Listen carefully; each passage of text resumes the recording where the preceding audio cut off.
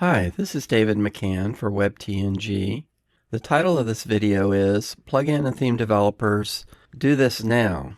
And in the video, I'm going to outline some things that plugin and theme developers should be doing.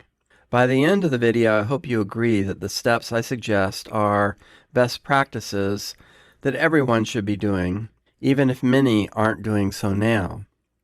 The subtitle of this video is How to Survive the WordPress Meltdown. If you're a plugin or theme developer, then you've been paying attention to the WP Engine and Matt Mullenweg conflict. During the course of the conflict, we've learned that WordPress.org is personally owned by Matt, and he took action against the Advanced Custom Fields team and their plugin because it's owned by WP Engine.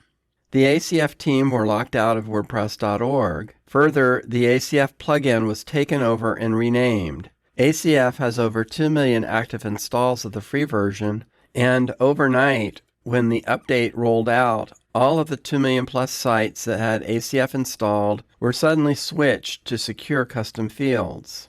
This showed that plugin and theme developers who host a free version on WordPress.org are vulnerable and have little control. It also made clear some other general weaknesses in the freemium marketing model. While we can't fix the ecosystem with a video, you'll find that the actions suggested here could improve your position. First thing that I'd like to suggest is that you make sure you've included your copyright notice. It's important to include your copyright notice on your plugin or theme. Wait a minute, developers are already doing that, don't they? Actually, a number of plugins and themes, even well-established ones, don't include a copyright notice. My understanding is that by law, the author owns the copyright to works they created, whether or not there is a copyright notice. So on one level, you might think that including a notice doesn't matter. However, there are good reasons to do so. A copyright notice makes it clear who the author is, and it makes it clear that the work is not in the public domain.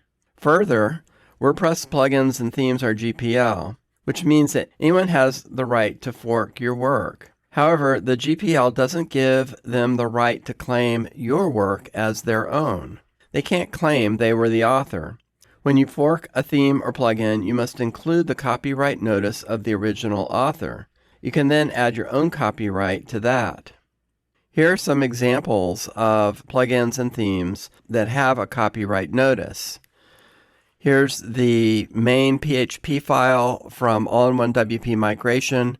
Notice right here is their copyright notice. Then in Brick's Advanced Themer, you'll notice right here in the header of the main PHP file is the copyright notice. Here's the core framework, and again, here's the copyright notice. And here's the style CSS file from the Generate Press theme. For themes also, here's an example of a copyright notice that's been included in the theme files. Now, here's an example of doing it, quote unquote, wrong. This is the main plugin file for the free version of Advanced Custom Fields. I downloaded it today, and you can see that it doesn't have a copyright notice. I was a bit surprised that the ACF team didn't add one, even after their plugin had been taken over and then restored by the court. The presence of a copyright notice would not, of course, have stopped a legitimate fork, but it would have meant that the Secure Custom Fields plugin included a notice that mentioned the original author.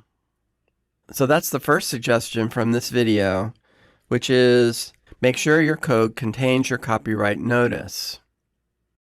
Now, the second suggestion is that you have a copy of your free plugin for download on your own site. It has happened that a plugin hosted on WordPress.org got locked because, for example, a security issue was discovered. These cases have been very frustrating for the plugin developers because they have no way to post a new version until the WordPress.org team reviews it, approves it, and unlocks the listing. I've noticed that a number of developers who've experienced this in the past now put a copy of the free plugin on their customer dashboard. This is the same plugin as hosted on WordPress.org, So if a customer downloads it and installs it, they will get the updates from WordPress. But by having the free versions available, premium customers know that there is another location to grab a copy if needed. Here's an example from the Postsmith's website.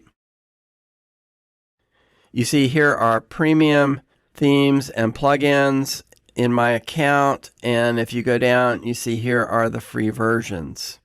Okay, this is becoming more common. Now, when the ACF team lost access to their plugin, they posted it for download on the front page of their own site. Downloads from their site, in this case, means that future updates are also from their site.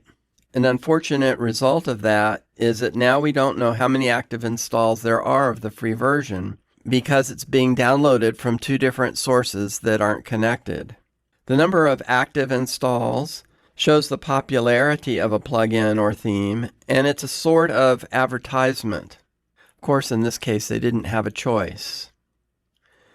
Third thing I want to suggest is that plugin and theme developers put more attention on developing ways to communicate with free users.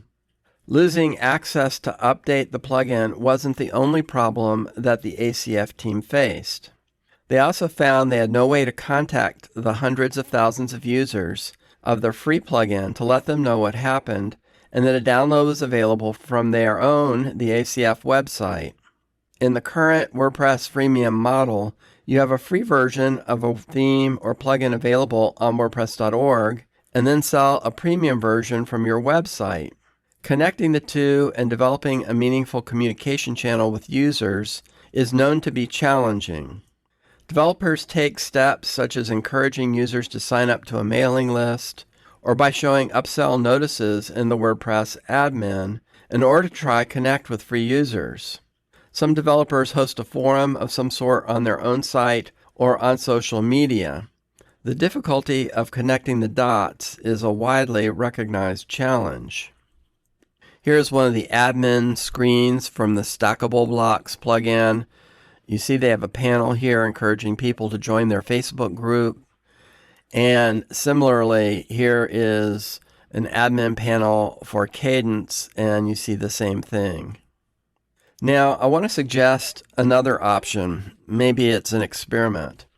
And the idea is that it might help developers connect with free users. And that idea is to have a free extended version of the product. Take a feature or a group of features from the premium version and put it in a free extended version of the plugin. To get access, the user needs to sign up on the product site to download it. If the user later converts and purchases the premium version, then since the features of the extended version are in the premium version, the extended version is no longer needed and can be disabled. However, in this process, the developer has the user create an account on the developer's website and sign up for their newsletter, and so the developer gains the ability to email the user and to post messages in the plugin admin screen in case they need to do so. What do you think of this idea? Finally, the last thing I want to suggest is that you make sure you have a plan. Part of disaster preparedness is having a plan in place so that you're not scrambling at the last minute when something happens. In the past, we've taken WordPress.org, the infrastructure, for granted, but we can no longer do so. So you should ask, what will we do if we lose access to WordPress.org? How will we contact users of the free version if there's an urgent need? What are our product plans for the future? Are we good being all in with WordPress? Or do we need to diversify and explore other platforms? These and similar questions are the ones that plugin and theme developers should be asking now as they make their plans for the new year. In conclusion, I hope that you found this video useful and that it stimulated some ideas and an action plan for your WordPress product. Adding a copyright notice, having an alternate way for users to download the free version of your product, finding ways to connect with users and developing channels for communication, and maybe trying an extended version to do so. These are steps that one can take today to better your position for tomorrow. So those are my ideas for WordPress plugin and theme developers. Hope you found the video interesting and thought-provoking. If you did, please give the video a like and subscribe to the channel. Also, there is a text version of this video available on the WebTNG website. Thank you for watching.